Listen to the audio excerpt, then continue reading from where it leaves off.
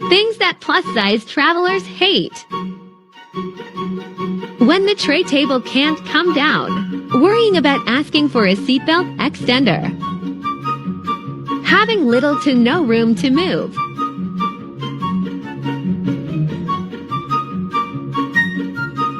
Narrow aisles and bulkhead seats. Tiny airplane bathrooms.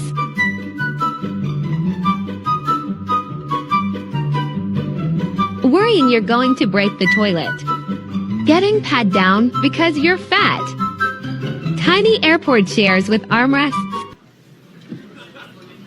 What did you say? What the f did you just say? Worrying you're going to break the toilet. Go on a diet, you fat. Now listen, I totally understand that there are a lot of people in this country that struggle with their weight. It's kind of weird how it's a problem that solely affects the United States, but that's a discussion for a whole nother day. However, if you ever find yourself looking at a toilet and thinking, I better not sit on that toilet, I might break it. Maybe, just maybe, it's time to tighten up. Change your diet, start exercising. Just saying.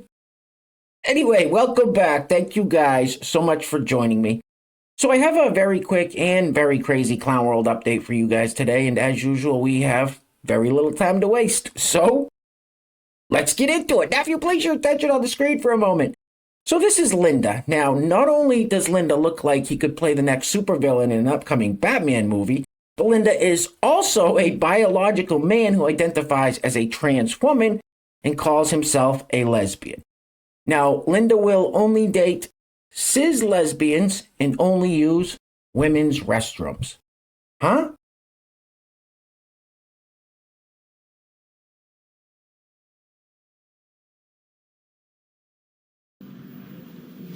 Who the f do you think you are, you crazy little shit? Let's keep this party rolling with yet another celebrity who suffers from a severe case of TDS, also known as Trump derangement syndrome. This time, it's the one and only Eminem. Roll it. I start talking about Trump, I get too flustered in my head, and the shit that I want to say, there's too many things I want to say at once.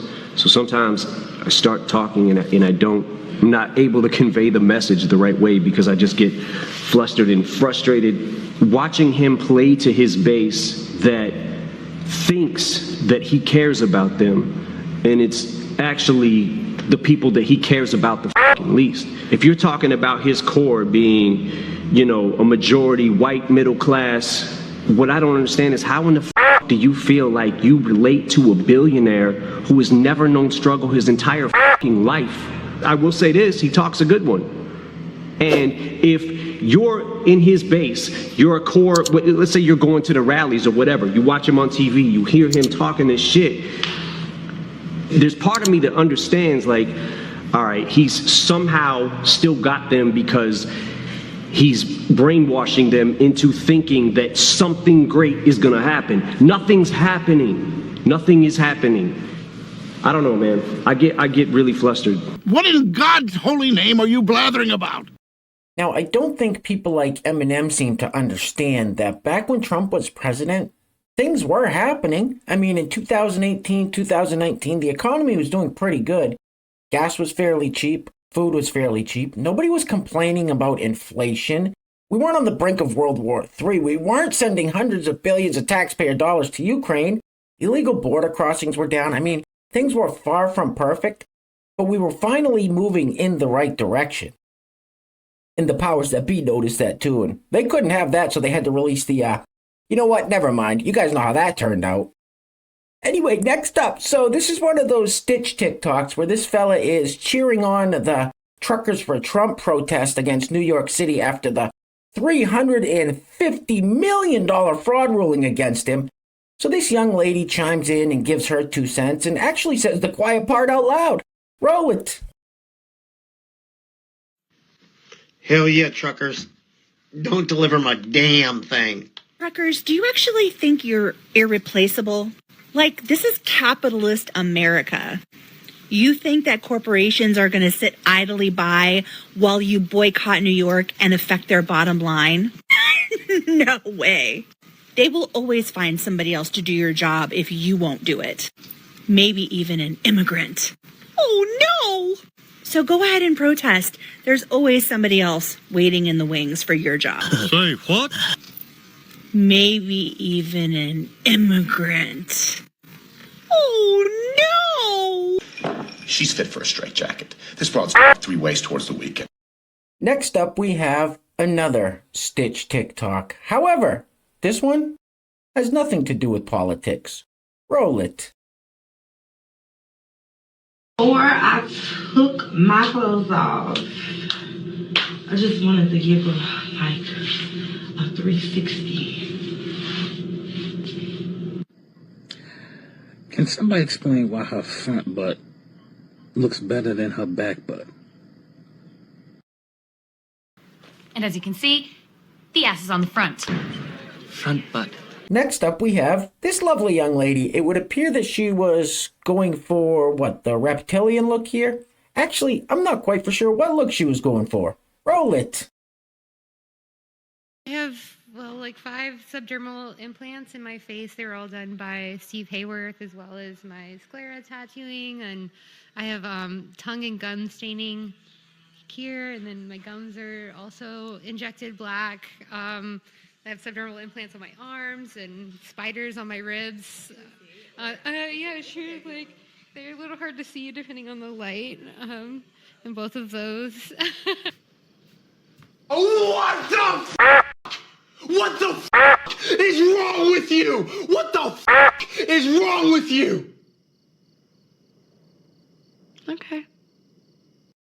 All right, next up, we have a couple of fellas with some different opinions about God and Jesus. Now, I don't know if this guy's a priest, a preacher, a bishop, a minister. I don't know what his title is, but one thing I will say, the message, it sure has changed since the last time I was in church. Roll it. God is trans. Think about this. At different points in Scripture, God is portrayed as being different genders. At some points, God is portrayed as being male with masculine pronouns, for instance, Yahweh, he. And at other points in Scripture, God is portrayed as being female with feminine pronouns, for instance, Sophia, her. This points to the fact that no matter our gender identity, we are a reflection of God's divine image because God's gender changes throughout Scripture. Now, I think that God is beyond our present concept of gender, but I think if we look at Scripture, it is definitely fair to say that God's gender changes, that God is trans. And so if you are trans, you are a reflection of God's divine image. You are a blessing. And you're in good company because God is trans too. A few moments later. Hey, my fellow homosexuals. So Jesus was gay. That's not an opinion. That is a fact. If Jesus existed at all, and we're going to use the Bible as the facts of Jesus' life, then he was gay. And it's very clear. At the time, he's said to be a rabbi. Rabbis should have been married. He decided not to get married and instead travel around with 12 dudes into his late 30s. So that aside, the thing we don't talk about is that Jesus wasn't just gay. Jesus was a dramatic gay. And once you realize that, it is very clear in all the stories of how dramatic Jesus was. I think the clearest one is the Last Supper. So Jesus comes into Jerusalem, right? And it's like a big parade. He's the toast of the town. He's essentially like one drag race. Everybody loves him. He could have dinner with anyone. And he says, I just want to keep it family only. So he brings the 12 apostles, who are apparently these guys that have given up their lives and in some cases their families to be with Jesus for many, many years because they're buddies. They all have dinner together. No girls allowed. And at the dinner, Jesus is washing their feet and he's like giving them food, but he's like, this is my body. This is my blood. It's like any twink at a going away party. And you know they're just at the table being like, it's bread and wine, Jesus, take a breather. But no one says anything because she's dramatic. And then she does the most dramatic thing. Jesus says to the table, one of you will betray me, but I won't say which one. Excuse me, the did you just say? Well, so Jesus was gay. That's not an opinion. That is a fact. If Jesus existed at all, and we're going to use the Bible as the facts of Jesus' life, then he was gay. God is trans. In your circle, I'm sure you got all kinds of gays and trans whatevers of all stripes, but not where I come from. Hey, real quick, before we go any further, I want to give a huge shout out to the sponsors of today's video. And while I'm doing that, I'm going to let this loop on the screen. Now, apparently this guy tattooed his whole head and neck. So this would be referred to as what? Perma blackface? Anyway, today's video is being brought to us by our first sponsor is our good friend Deshaun Charles. You'll recognize him in the comment section as DeShizzle. Deshaun, thank you so much for sponsoring today's video, sir. I really appreciate the support. Second sponsor of today's video is the Etsy store Red Clover Fields. Now, many of you know this is my wife's Etsy store, and she's got some fantastic stuff on her website. Stuff I use every day. I take a spoonful of the elderberry syrup every day to boost my immune system. I put the calendula balm on my hands every day to keep them from getting dry and cracked up here in the cold New England winters.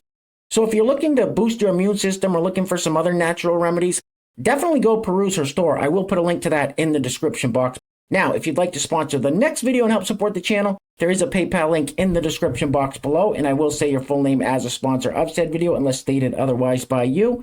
All right, we've seen enough of this guy. Get this off the screen, please. Ugh.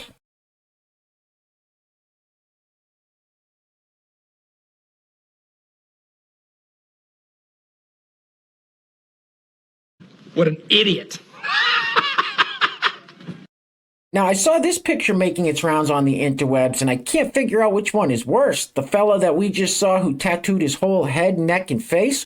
Or this young lady who pretty much did the same thing except with a bunch of scribbles, but she took it a step further and lopped off her nose and ears. Ugh.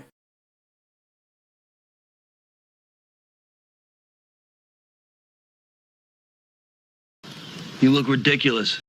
All right, next up. So this fella, who is a biological man that identifies as a trans woman, says that if you know any trans women performers, do not say bravo to them after a performance. Well, that's one thing I definitely don't have to worry about. Roll it. Listen, I'm fully aware that what I'm about to say is a little bit pedantic, but if you know a trans woman who is a performer, do not say bravo after a performance. Just don't do it. It's very simple. Brava, good job. Those are great options. I don't know what the f you're talking about. All right, guys, we're going to be wrapping it up with this clip of Prime Minister Blackface. Excuse me. Dictator Trudeau. Prime Minister Trudeau of Canada. Sorry. Talking about how there is a deliberate undermining of mainstream media by conspiracy theorists. It's not that the mainstream media undermines themselves by constantly lying to everybody. No, that couldn't be the case at all. Anyway, things are clearly getting crazy out there, guys, so please take care of yourselves. Take care of each other. Till next time. Love you guys. Peace. Roll it.